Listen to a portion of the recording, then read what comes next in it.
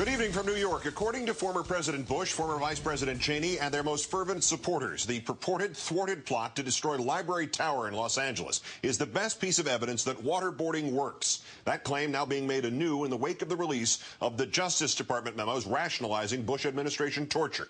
Our fifth story on the countdown. That claim, however, says euphemistically named enhanced interrogation techniques broke up the plot at least half a year before the Bush administration claims it started to use enhanced interrogation techniques.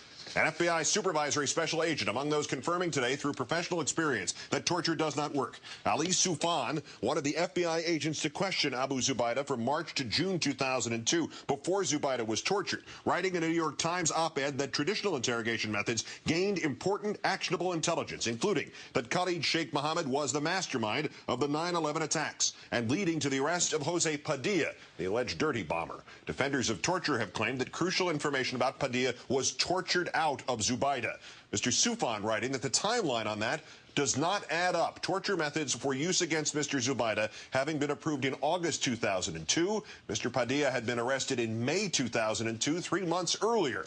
The timeline also fails in the already dubious claim about a plot to blow up LA's Library Tower, which we have been told was discovered under interrogation with enhanced interrogation techniques that we now know the Bush administration claimed it was not using until August 2002. But President Bush's counterterrorism chief, Francis Townsend, having told reporters in a White House briefing that the cell leader behind the plot was arrested in February 2002. Mrs. Townsend adding, quote, at that point, the other members of the cell, later arrested, believe that the West Coast plot has been canceled, was not going forward. A subsequent fact sheet distributed by the Bush White House stating pretty much the same thing, quote, in 2002, we broke up a plot by KSM, Khalid Shaikh Mohammed, to hijack an airplane and fly it into the tallest building on the West Coast. Problem. The first torture memo justifying the policy is dated August 1st, 2002. 1, 2, 3, 4, 5, 6 months after February. And Khalid Shaikh Mohammed himself was not captured until March 2003. If the dates are not lying, somebody in the Bush administration is. A new narrative culled from CIA records and released by the Senate Intelligence Committee, revealing just how involved President Bush's inner circle was in that torture policy decision-making. In July 2003, just about every principal in the White House, everyone except the president himself, would meet to reassess and reaffirm their belief in the legality of the interrogation program 1 year after its creation. Attorney General Holder testifying on Capitol Hill today that he will not selectively release torture memos, saying he wants to release as much information as possible. The Associated Press reporting that at the White House, Press Secretary Gibbs indicated that President Obama has ruled out an independent panel to investigate Bush administration torture.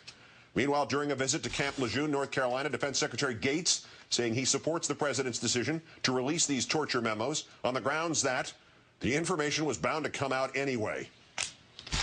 There is a certain inevitability, I believe, that much of this will eventually come out.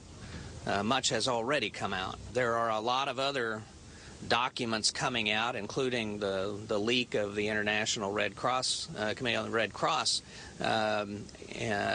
with some pretty graphic information as well. So I think pretending that we could hold all of this and keep it all a secret, even if we wanted to, I think was probably unrealistic. So we'll just have to deal with it.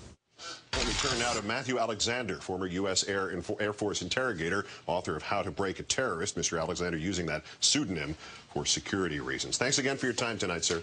Thanks for having me again, Keith. If Zubaydah gave up Khalid Shaikh Mohammed and Jose Padilla during non-torture interrogation, why, even just theoretically, morals aside, what would the premise be to start torturing him?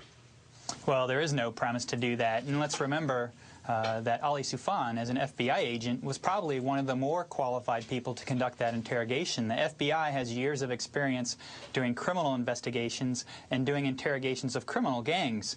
And Al-Qaeda is organized like a criminal gang. And so the FBI was particularly suited to conduct those interrogations. But Mr. Soufan also wrote today that the torture of Zubaydah failed because it shut the FBI out of the process, and interrogators were denied access to an FBI colleague whom he describes as knowing more about Khalid Shaikh Mohammed than anybody in the government. How colossal was that mistake? A huge, colossal mistake. You know, interrogations is a team effort. There's analysts involved. There's intelligence officers that support interrogators, and they are absolutely critical to the mission. When we hunted down Abu Musab al-Zarqawi in Iraq, it was analysts who gave us the support that allowed us to conduct effective interrogations to get there. Put this Zubaydah thing in context for me. They got actionable intelligence, essentially, then switched to torture. They based the torture on a program that the Chinese used on our prisoners during the Korean War in the 50s to elicit false confessions. What was the Bush administration seeking by torturing prisoners using a method that had previously been used to elicit false confessions?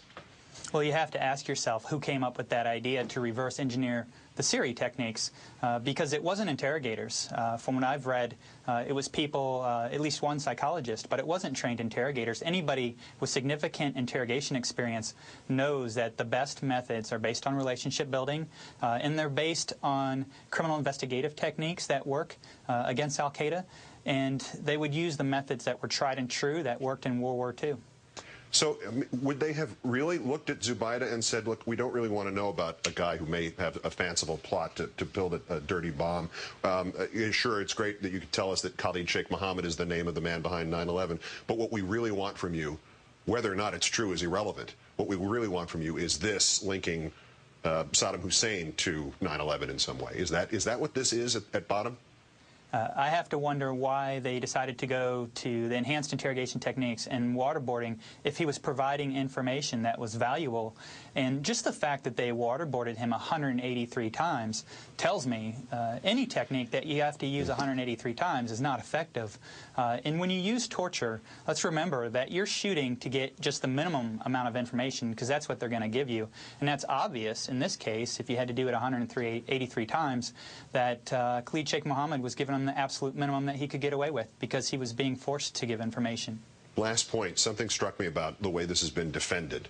Oh, we stopped the library tower plot in L.A. by enhanced interrogation. Then it turns out Mr. Bush claimed he'd stopped the plot in February 2002, long before there even was enhanced interrogation.